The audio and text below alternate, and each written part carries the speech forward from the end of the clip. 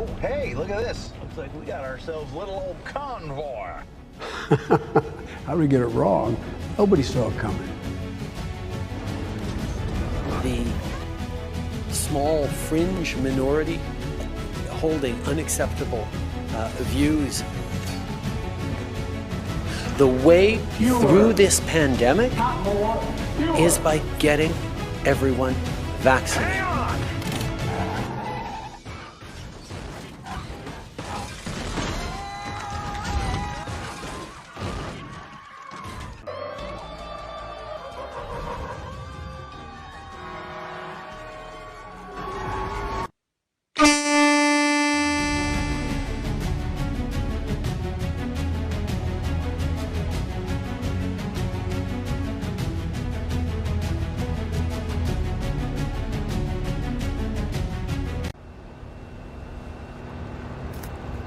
Look, son!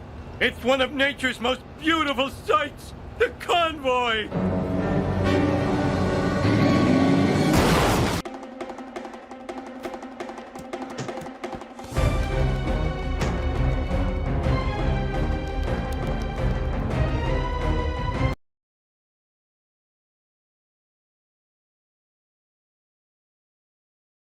The one thing I shall say about those big bad truckers is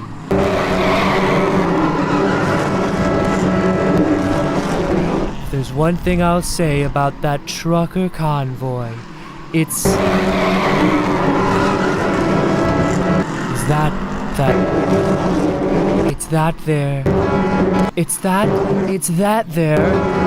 Ah, stop it. It's that. This trucker convoy is a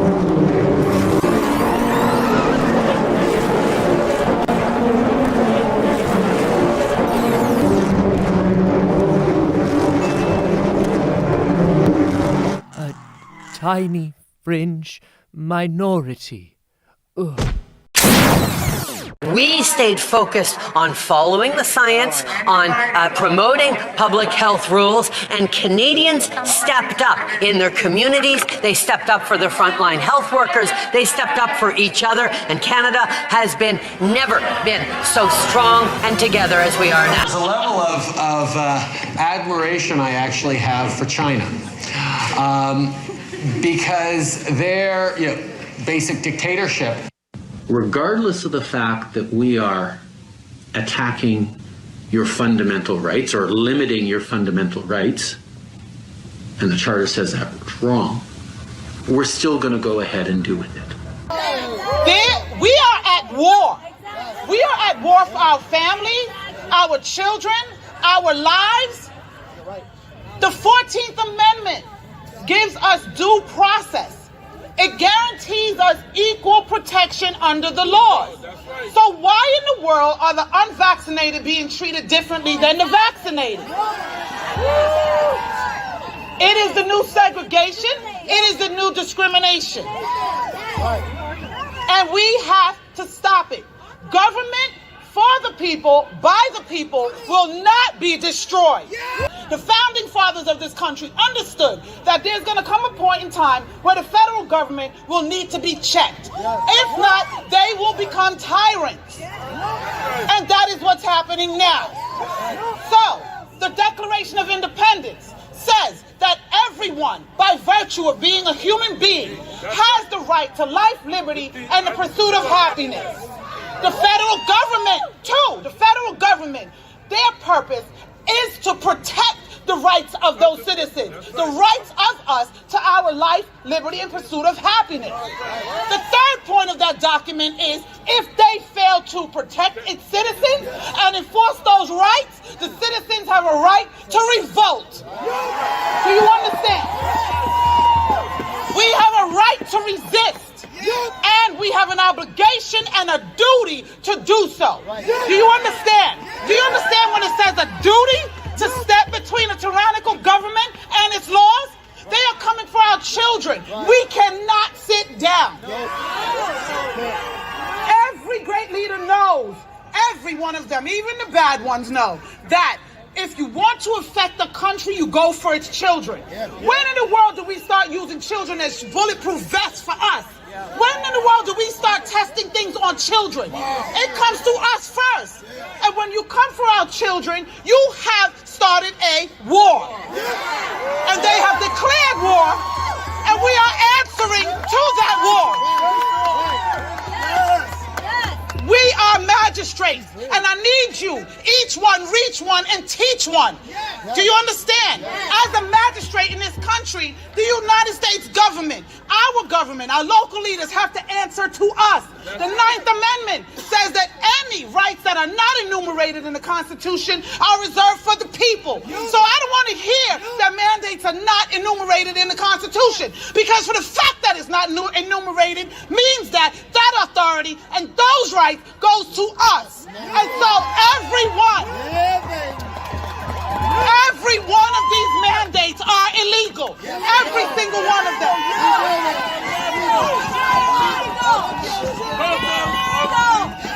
Under that 14th Amendment, due process and right to equal protection is the right to protect my body. When you want to push something into my body against my consent, without my consent, it is rape. And this is medical rape.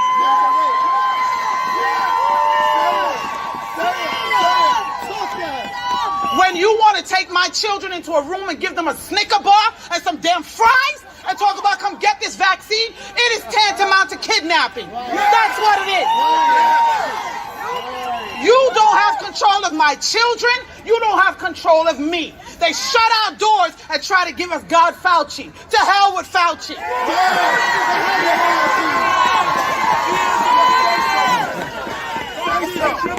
The churches are surrendering their pulpits to the demonic Hackle. I'm not coming to your church. You're not getting my tithes. Are you crazy? They didn't just show up. They drove all across Canada in an enormous convoy with every single overpass packed with people. It presented an opportunity for people to come together and realize that they are not alone. And a number of people, of my friends, who have said to me that I'm not afraid anymore because I see all of the people. Like, we are awakened to this. Small fringe minority of people who are on their way to Ottawa or who are holding unacceptable views that they're expressing do not represent the views of Canadians who have been there for each other, who know that following the science and stepping up to protect each other is the best way to continue to ensure our freedoms, our rights, our values as a country. We are not intimidated by those who hurl insults and abuse at small business workers and steal food from the homeless. We won't give in to those who fly racist flags. We won't cave to those who engage in vandalism or dishonor the memory of our veterans. So to those responsible for this behavior, it needs to stop. There's a level of admiration I actually have for China because their basic dictatorship. Regardless of the fact that we are attacking your fundamental rights or limiting your fundamental rights, and the Charter says that's wrong, we're still going to go ahead and do with it. Well, I'd like to say that, what's taking place in Canada is we've seen 2 years of fear and oppression and watching our rights and our fundamental rights be taken away through a highly coordinated, sophisticated media campaign brought to us by the corporatocracy, using fear as a means to control people, presenting hope as the idea of this fake vaccine is going to be the solution. And, enough is enough. Many Canadians succumb to it, and they watch their rights and freedoms continue to be pressed and stressed.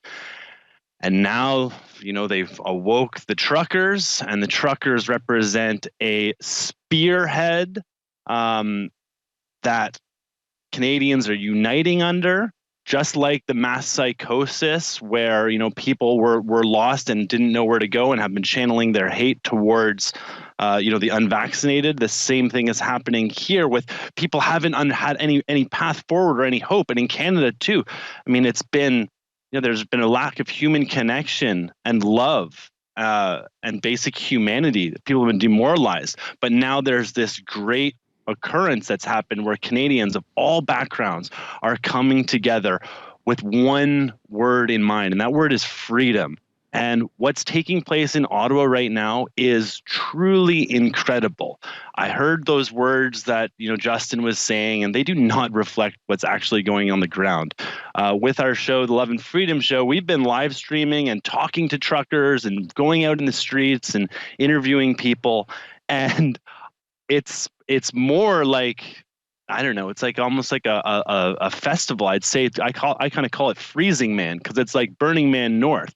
People are working together. It's super clean. The vibration is high, and there's a clear message that is love and freedom and unity. It's non-violent. There are provocateurs who are trying to encourage violence and encourage negative behavior, but this group is really well grounded and passionate about freedom, and they're not, and the whole world is watching, and I feel like this is a major happening, and I'm grateful, and I feel a personal duty to to speak out and stand up for Canadians. And measure of a society, of a just society, is not whether we stand up for people's rights when it's easy or popular to do so. It's whether we recognize rights when it's difficult, when it's unpopular. We are a society that stands up for people's rights, and when governments fail to respect people's rights, we all end up paying. I think that is the lesson that hopefully future governments will draw from this settlement. You're a idiot. Justin Trudeau. What? You're laughing, but Justin Trudeau, I mean, I thought he was kind of a cool guy. Then I started to read what he said. This is a couple of weeks ago. He was, or maybe this is September, but he was talking about people who are not vaccinated. He said they don't believe in science. They're often misogynistic, often racist. No, they're not. That was not smart of him at all. Right. He said, but they take up space. And with that, we have to make a choice in terms of a leader as a country. Do we tolerate these people? It's like, tolerate them. Now you do sound like Hitler. That was... and recently he talked about them holding unacceptable views. Wow. I'm surprised to hear that Trudeau said those things. You didn't see the blackface? I mean, he's no, I'm kidding about that. I'm not, I mean, that was not a good look for him. No, but, I mean, come on. I mean, that's, I think, what gets under people's skin. Joanna, open your shirt. Pull it open. What's your message to Canadians right now? We need a new Prime Minister.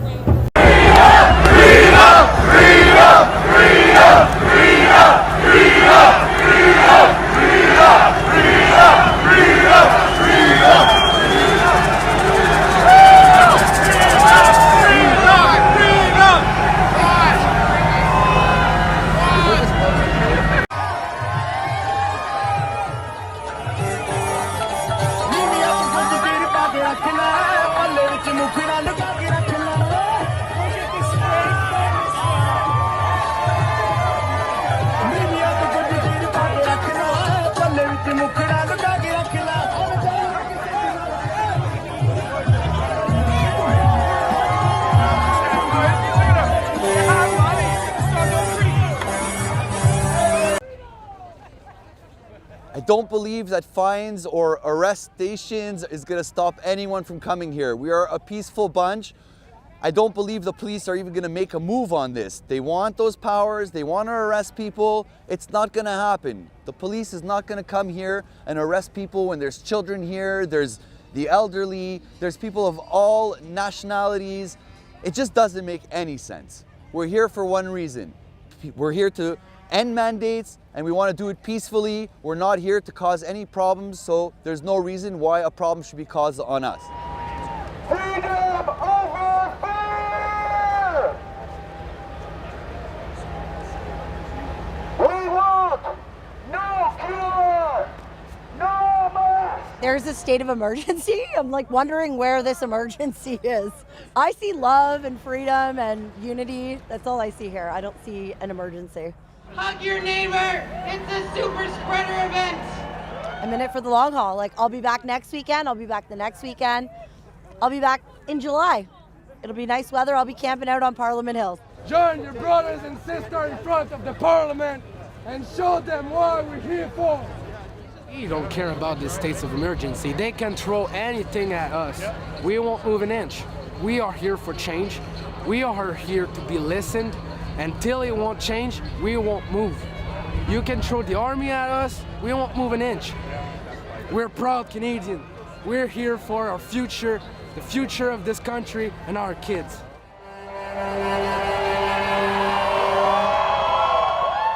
I believe in freedom of choice. If somebody wants to get their 17th booster, please go ahead, do it. That's 100% your choice. But for me, I believe in choosing for myself. I'm not an anti-vaxxer by any means. I believe in vaccines. I have multiple vaccines. I travel, so I have vaccines that other people don't have. I just don't believe in the science of this one. I think I need a little bit more time to make an educated decision on it. Our target is to remove these mandates and to let us live free. I'm a Canadian that can't even leave this country. And this to me is ridiculous. I don't agree with it. It's been 2 years now. I'm gonna fight this until the end. And when I say fight, I mean stand up for peace and for the governments to remove these mandates. That's what's important to us. This is the story of how elite liberal insiders are getting richer, while ordinary Canadians get poorer. Here's how it's happening, and how they're trying to hide it. When Canada first encountered the COVID-19 virus, there was a concern around our supply of ventilators.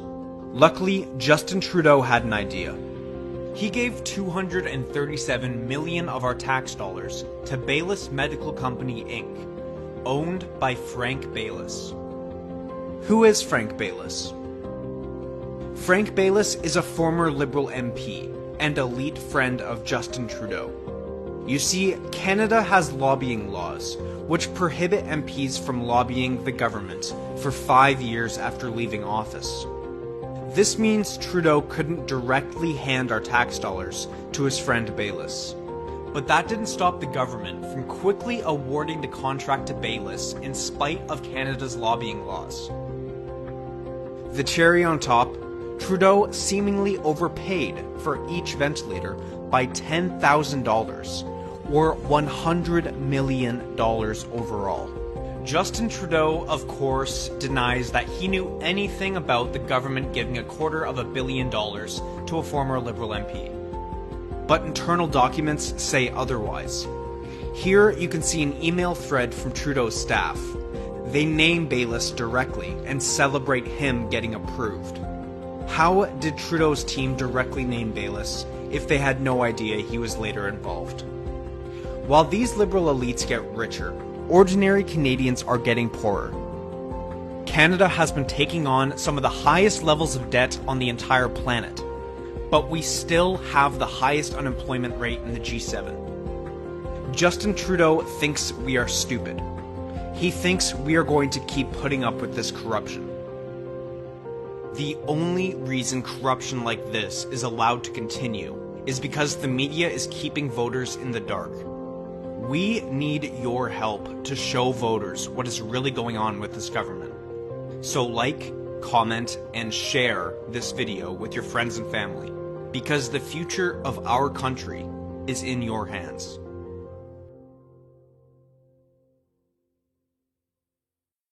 I couldn't imagine anybody who could represent more the world which will come out of this fourth industrial revolution. It will be a young world.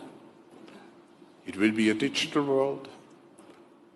Now, who could represent such a world better than you, Prime Minister?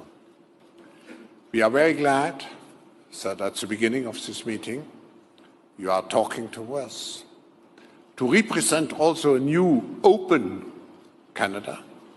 I want to use this opportunity also to thank our Canadian constituency, which always has been a very loyal and very much engaged constituency here at the Forum. But now, I think with you, together with our constituents, Prime Minister, we can make sure that in the future we strengthen the cooperation even more with your country. Prime Minister, we are very much looking forward to listen to you. Thank you very much. Thank you so much.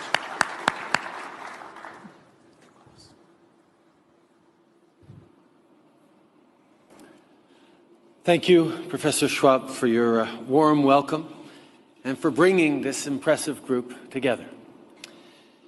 Today, we are gathered here to contemplate whether we are in the stages of the fourth industrial revolution about to begin. What a breathtaking possibility that is. The one thing certain about the next industrial revolution is, like the three that preceded it, it will bring enormous change.